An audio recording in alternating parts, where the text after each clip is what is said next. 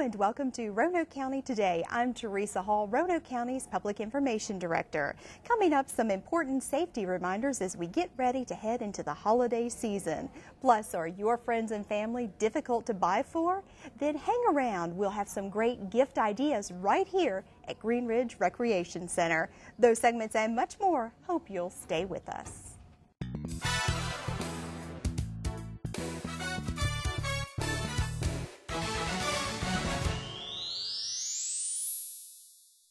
As many of you know, Thanksgiving, Christmas, and New Year are just around the corner, which means it's time to check in with Nancy DeVal, Roanoke County Solid Waste Manager.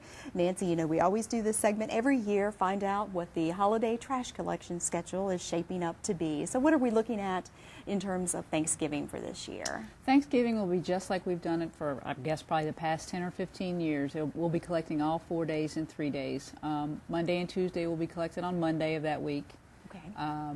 Wednesday will be collected on Tuesday, and we'll be getting Thursday on Wednesday, the day before Thanksgiving. All right, well, that's not too hard to remember since it has been the same for several years. Christmas is always one, though, that can get a little tricky. What are we looking at for this year? Well, with Christmas being on Tuesday this year and the county being closed Monday and Tuesday, we are just going to delay trash collection, and we will be starting it on Wednesday, the day after Christmas. Monday and Tuesday routes will be collected on Wednesday, and then Wednesday routes will be collected on Thursday, and Thursday routes will be collected on Friday. And we know that it does run very heavy that week, and if necessary, we'll work into Saturday to make sure we give everybody collection that week. All right, very good. And New Year? It'll be exactly the same. Monday and Tuesday the county will be closed, and so we'll be doing it Wednesday, Thursday, and Friday, just like the week prior. Well, I know one of the things that I appreciate about the Solid Waste Division is that between yourself and Anne-Marie Green, you try to get that word out through use of postcards. When will those be going out? We try to time the postcards so that they go out the week before Thanksgiving. That serves as the best reminder of everybody. They get it right as the holidays are starting, and it covers all three of the major holidays we face during that time period. These are postcards that go to every household in Roanoke County? They go to every household in Roanoke County, yes, ma'am. All right, and if you happen to misplace that postcard, it is small, and do you know what color they're going to be this year?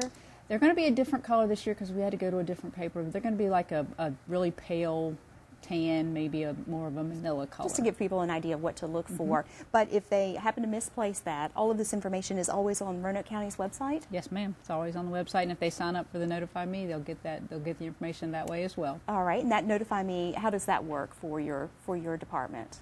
Folks just go to the website? Yes, they do. They go to the website. You can sign up to receive email information? Email or text, I believe, isn't it? I believe it might be a text as well.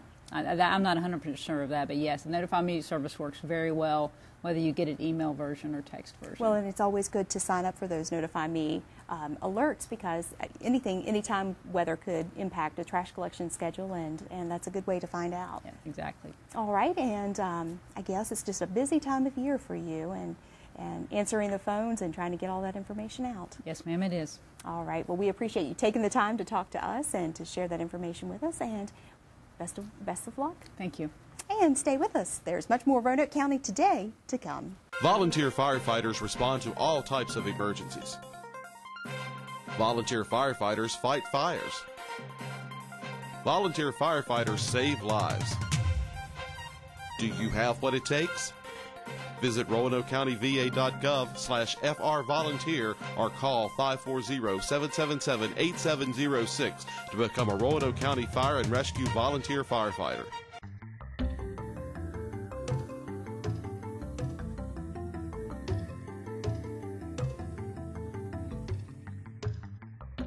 Hundreds, if not thousands of people each week take advantage of Roanoke County's recycling trailers, which are located throughout the county. Unfortunately, though, sometimes people are leaving behind more than they should. And here to talk about it, I'm joined by Anne-Marie Green, who is Director of Roanoke County's General Services Department. Anne-Marie, some of the things that people are leaving at these recycling locations, just kind of, it's unbelievable. You mentioned car parts. Things that clearly shouldn't be left at these locations. That's true. We've had car parts, we've had furniture. A week before last, we had big plastic buckets with dried plaster in them. People leave boxes sitting out there. They get rained on, and they're not recyclable anymore at that point. It Right. is. It's just amazing. It's amazing. Well, for people who are watching and maybe haven't used some of our recycling locations before, basically you have trailers out, and they're primarily in all of our magisterial districts at schools. Correct. And there you can drop off recyclables such as certain plastics, newspaper, and aluminum. And if you have any questions, go to the Roanoke County website and you can find out specifically what you can leave at the different locations. But that's what should be there, and not household garbage. Exactly. I've seen some photos. They're just amazing. Exactly. We get bags of trash, and what I don't understand, for county residents, we pick those things up every other week. If it's furniture, if it's an appliance, there's no point in taking it to the recycling trailer. Well, I think what people don't realize, and this was an education for me, that you don't have a team that goes out to dump these recycling trailers at these different locations. It's one person. Talk a little bit about that. That's right. We have one driver. It's a woman, and she goes out to each of the sites on a schedule. Some of them are emptied every day, like Hidden Valley, because it's very popular. And so she has to take the time to clean up around those trailers, because we can't leave that kind of junk on a school site or at Cox Communications, which is one of our other places. So that takes her time. Then she has to take the trailer, pull it to Cycle Systems, dump it, bring it back, and go on with that route. And so we're wasting county taxpayer dollars spending time having her clean that stuff up instead of doing what she's supposed to be doing. It is such an eyesore, too. It is, and it caused a problem last year with one of the schools. They no longer wanted to have the trailer there because at Christmas time there was so much junk left around them, and I don't blame them. I mean, you couldn't even drive into the parking lot because there was so much stuff there. Well, what do you think the solution is? Education for people, and doing segments like this, or talking to the media, going out to the community? That's exactly what we're going to be doing. We do have signs that tell people what to do. Do not leave your garbage here. One of the things that people don't think of, apparently, is cardboard boxes. We do recycle cardboard, but if you put whole boxes into that container, not very many are going to fit. No. All you need to do is you can run your car over it, you can have your kids step on it, you can cut it with a knife and flatten it any way that gets the air out of it, and that way that much more will fit in there. Instead, people come, they're frustrated. Right. And they just leave them sitting there, and they get soaking wet. They blow away, whatever. Yeah, and I'm sure, with the weather patterns that we've been seeing, Definitely. Wind is a big problem at some of these locations. It is, and that's the other thing is people leave stuff in plastic bags. They get out of the plastic bags, and they start blowing everywhere. And you know what a nuisance those are. They get caught in bushes and trees and under people's cars. Is something that might help the situation? Say you do go to the recycling location, and some of the more popular ones that you mentioned, they're full. Choose a different day, an alternate day. Is the weekend the most busy? Yes, the weekend is. Monday is when we see the most stuff that's left around the sites. And so, yes, picking another day would, besides the weekend, I know that's a convenient time, but if you picked another day, it would probably work out better. Right. In the meantime, I guess you're just going to try to spread the word as much as possible, because you want people to be able to pull up to the recycling locations and see something positive, not this mess that we've been seeing lately. Right, because it's a positive thing to do. We've got great partnerships with our school, with Cox, with Hollins University, and we don't want to do anything to jeopardize those. No, we don't want to make this hard for them. Right. Well, I think a lot of the information you've shared is very valuable. If nothing else, it's going to open people's eyes to the situation that's out there. I hope so, because it really, we need to keep those areas clean. Yeah. And give us one more time the phone number to your office if people who are watching have questions about what you'll take at these recycling locations. Sure. Our number for solid waste is 387-6225, and our website has all the recycling information. It shows the different sites. It shows what's recycled at each of those. All right, and that's at RoanokeCountyVA.gov. All right. Well, thank you very much for talking about this topic and sharing some of this information with us, Anne Marie. Thank you, Teresa. Okay, and stay with us, everyone. We'll be right back.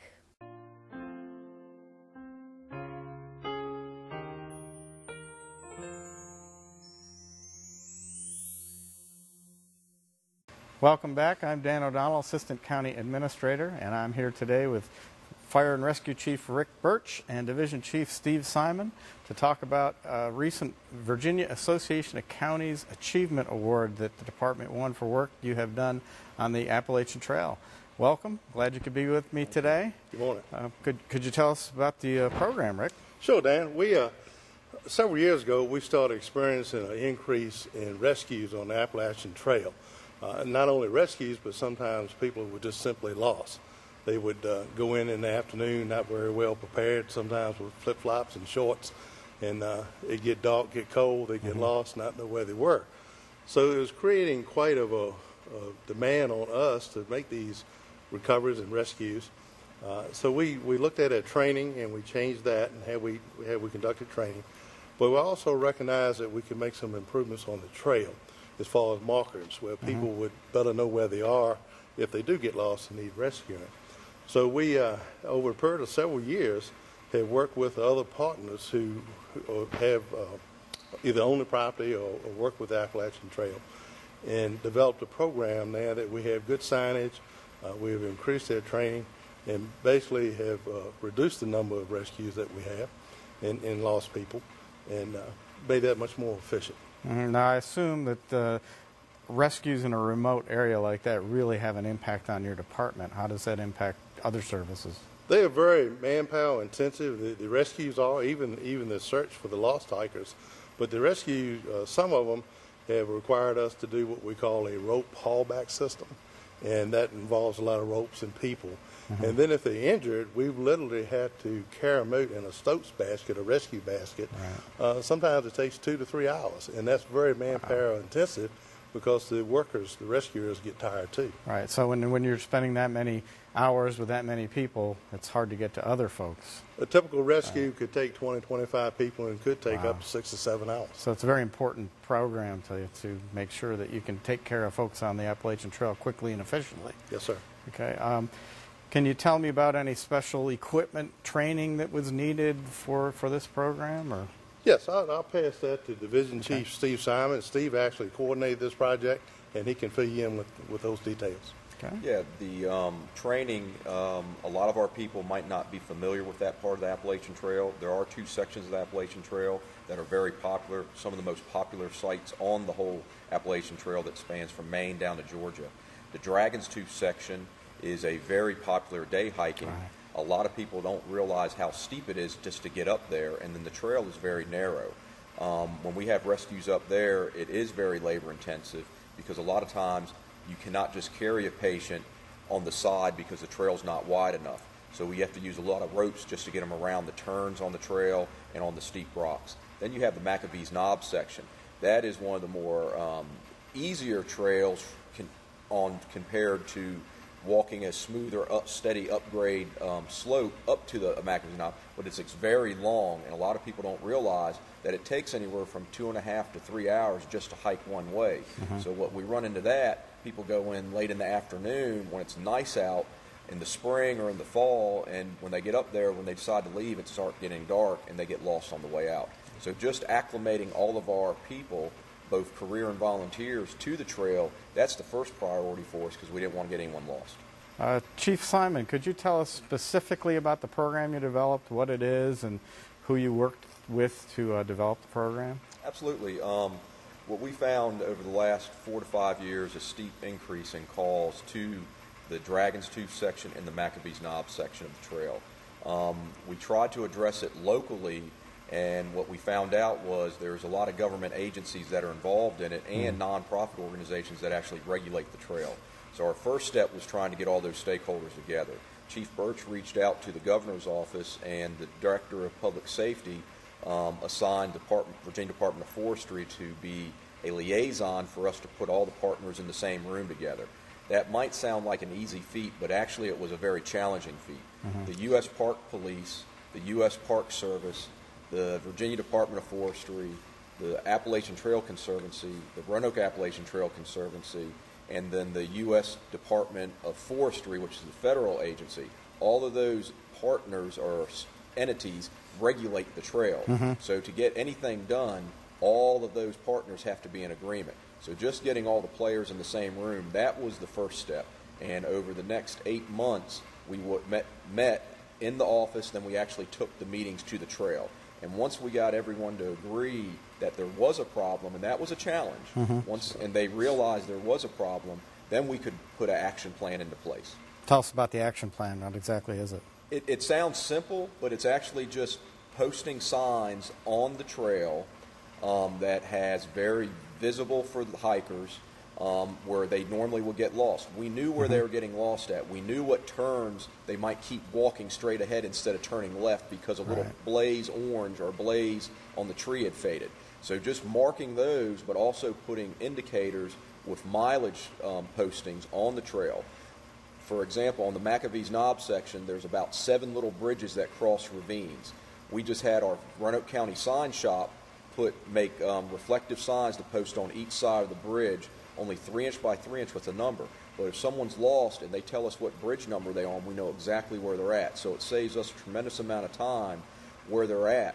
When you're out in the woods in the evening, every tree looks almost the same. Right. So it's very easy to get lost and disoriented. So using Roanoke County GIS department and our community development, they went ahead and plotted all the places where people had been lost, and then we were able to use that information to know where to put our signage. So go ahead. And that sounds simple to put the signs up, but the challenge was they wanted to keep this trail as natural and true nature as it was. So we had to blend that signage in, but keep the natural effect of the trail.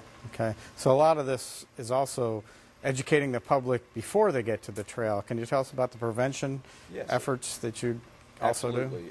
The Roanoke Trail, the Appalachian Trail Conservancy, with their partner local agency, the Roanoke Appalachian Trail Club, they have a number of publications that they send out to members and to the outdoor enthusiasts in the Roanoke Valley and the New River Valley, educating on what they should be doing. They have a website.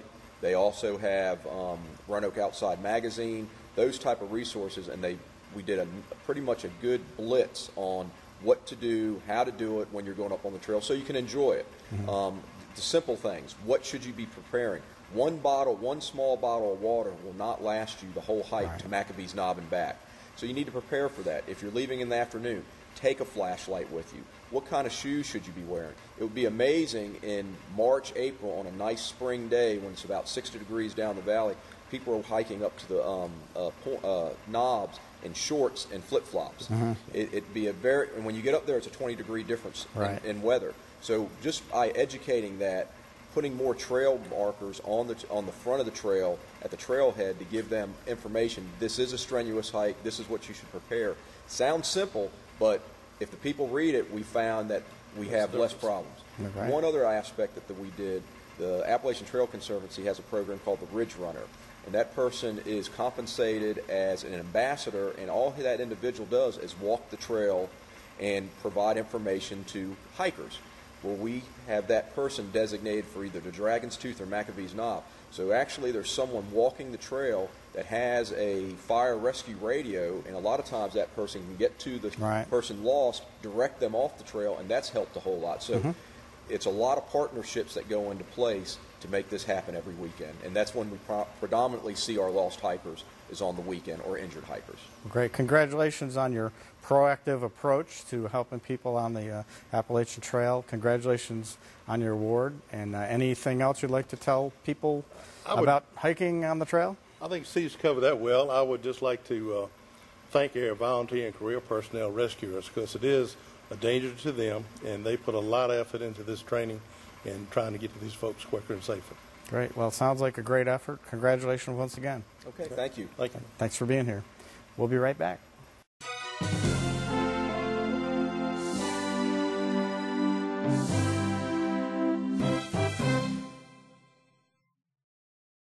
It pays to be safe, and no one knows this better than Roanoke County's Community Policing Coordinator, Eric Orange, who is here now to offer some tips to keep you safe throughout the holiday season. Officer Orange, thank you very much for your time. You probably get this question from time to time from citizens. Should you be more concerned about your safety throughout the holidays? Well, Ms. Hall, I wouldn't say that you should be more concerned during the holidays about your safety, but there are certain things you want to take into consideration during the holiday season. Certain things, obviously, that are going to rise. Holiday travel is a major concern that you want to take into consideration. A lot of people on the roads. That's exactly right. So definitely look into some of your security procedures at your home, as well as your travel safety, preparedness kits, and things like that. What should you do with your home? It's definitely important to have someone that's look after your home for you while you're gone. Another great service that's offered not only by our jurisdiction, but many, if you're going to be away from home for an extended period of time, advise your local law enforcement agency and ask them if they can do extra patrols of your area. They'll ask for certain information, what type of cars are going to be there and things like that. Also focus on lighting and maintenance of things like that. Make sure if you have motion lights, if you have security systems, that they're being well maintained and that everything is up to date, batteries and everything is functioning prior to you leaving home.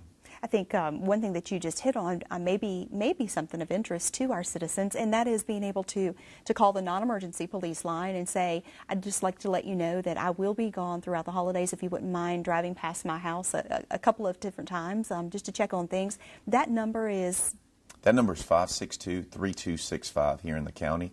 They're going to ask you a couple of basic questions. The phone call will only take a matter of moments, actually. Okay, a matter of moments, but could save you a lot in the end. What about when you're going out? Of course, you're going to be doing a lot of Christmas shopping. What should you keep in mind when you're going to the shopping malls or wherever your favorite shopping place is? Some very important things to take into consideration. First and foremost is obviously going to be your travel safety in and out of those areas. As many of us in the Valley know, a lot of our larger shopping centers are going to become very busy and crowded during that time of year. So make sure that you're being extra cautious as far as driving around the facility and then as you move about in the parking lot. Another thing to take into consideration is keeping valuable items out of sight. If you're going to come out and bring packages to the car, then return inside maybe to eat dinner with your family or something like that. Make sure that you lock them away in your trunk or put them in a location where they're not visible to passerbys. It's enticing. That's exactly right, and you don't want to entice people in who may be in the area looking to take advantage of someone or to victimize someone, and they have those items out, valuable items that are visible. It may make it more opt for them to break into your car. Well, I know, in the hustle and bustle of the season, a lot of times people, you've got your handbag, diaper bag, you're pushing a stroller, and so you just kind of sit things down just for a moment, and you think nobody's going to touch my items here, but that can be sometimes that's not true. That's correct. It's not true, and unfortunately, that is one thing during this time of year because it is so busy and it's so crowded. That split seconds you think you can set your handbag down is even less than during this time of year because it's so crowded in there. It's so easy for someone just to walk by and pick those things up. I know we've taken quite a few calls from people who set their handbag down for a minute, turned around, turned back, and it was gone. That's and it only takes a few seconds. Any other safety tips or important things to keep in mind through the holiday season? We want our citizens to be safe. I would recommend that at all times, if possible, to travel in pairs. At least have someone else with you when you're going to be out and about. Make sure that you have a cell phone handy, and then keep valuable items, again, purses. If you don't need to carry those inside the store with you, if you can go in with just maybe some cash or a few credit cards or whatever you're going to carry with you, maybe look at locking your purse in the car. So that's one less thing that you have on your mind, one less distraction when you're out and about. And then most importantly is children. If you're going to be out and about with your children, make sure that you're keeping a close eye on them because your children are your most valuable asset. Much like with any other belongings, it's very easy for someone to come along and lure children away also in a crowded mall, or for the children just to become enticed by displays in stores and to wander off. So make sure that you're talking with your children and telling them the importance of, especially this time of year, staying close to the parents, staying close to their loved ones, and it's just not wandering off on their own. And if they should wander away and get confused, get lost, find an employee to help them, a store employee to Absolutely. help them. A responsible adult, someone in uniform that they feel like they can trust. All right. In closing, I just like to always mention whenever we have this opportunity that Officer Orange is available to go out and give talks to the business community, civic groups. And what is the contact information for you if someone is interested in having you come out and offer some of these tips and others as well? Certainly. My email address is eorange@roanokecountyva.gov.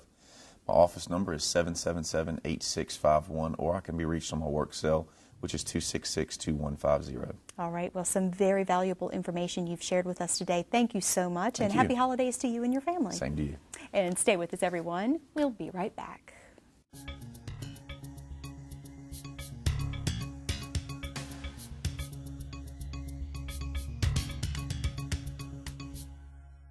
Roanoke County's Parks, Recreation, and Tourism Department is already getting into the holiday spirit. Joining us to talk a little bit about this is Scott Ramsberg, who is Marketing and Information Manager for Parks, Recreation, and Tourism. Scott, this is a fun segment to talk about because we're talking about different holiday gift ideas, items, some things that you and your staff have come up with to market Green Ridge and some of the other programs. Well, we want to make it easy for families to come visit Green Ridge, especially during the holidays. We know many of you at home probably have people coming in for Thanksgiving.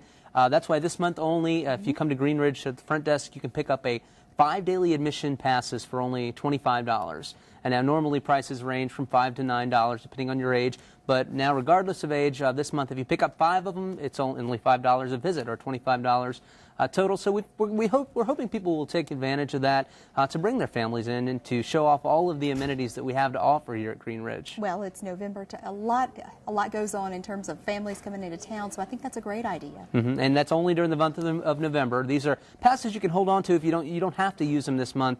In fact, you can use them either for Green Ridge or if you could save them up for Splash Valley if you're thinking ahead to the summer. So purchase them only in November, but as far as, you don't have to use them by the end of the month. Absolutely. And also, I just wanted to throw out there, we do have gift cards. This is our recreation gift card. We started offering these last year. They're good for any program or a shelter rental, even summer camps, even admission to Green Ridge Rec Center. You could purchase these as gifts for your friends or family. And also now through the holidays, if you purchase $50 or more worth of recreation gift card, you get a $5 gift card separately that you can keep for yourself. Well, with the indoor pool this time of year, I'm sure that's certainly a lure to get a gift card like that for a little one especially. Absolutely. All right, what else have you got on tap? Been thinking about the holiday season being here and fall and winter? Well, coming up soon, we've got a couple of Santa visits. Actually, we made some calls to the North Pole this year and said, one visit isn't enough. We actually got special arrangements for the jolly old elf himself to come at several times during the month of December. The first one is the big event. The county tree lighting is going to be on Monday, December 3rd this year. That's when we have the ceremonial lighting by a member of the Board of Supervisors. But after that event, this year it's going to be held at the South County Library. Different location, South County Library. Right. So the past couple of years it's been here at Green Ridge, South County Library, which is going to be great because they actually have a fireplace inside the library. Nice. So what's going to happen is after the lighting is at 6 o'clock.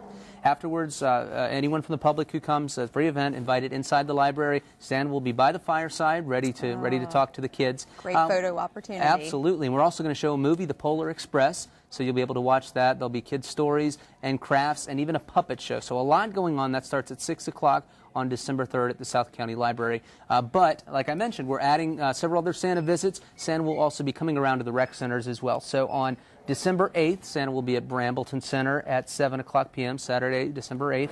On December 15th at 7 p.m., he'll be at Craig Center. And on December 22nd at 7 p.m., he'll be at Green Ridge Recreation Center. Santa's getting around. That's right. And those are, again, free photo opportunities. Bring your own camera and be able to meet Santa and get a candy cane out of the deal. Right. Well, I know we were both here last year, and there were a lot of kids and a lot of fun to be had. And there was so much demand, and that's why we're trying to make sure that everybody has an opportunity to visit Santa. More locations. Okay, I think that's very smart.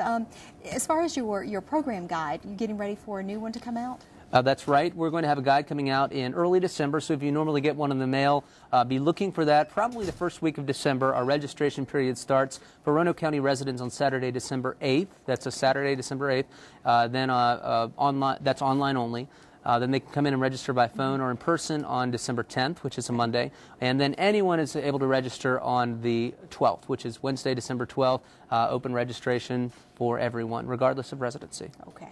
Well, it's a lot of information that we've shared with our viewing audience. All of the information, though, can be found on your website. That's right, RoanokeCountyParks.com.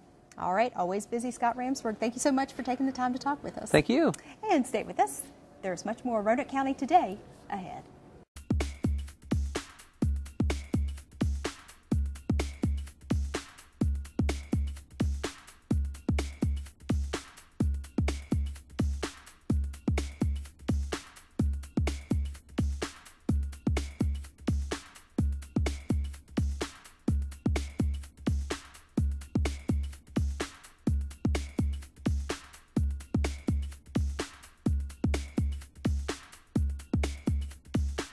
That's all for this month's edition of Roanoke County Today. For more information on Roanoke County events and programs, please visit our website at roanokecountyva.gov. Hope to see you again next month.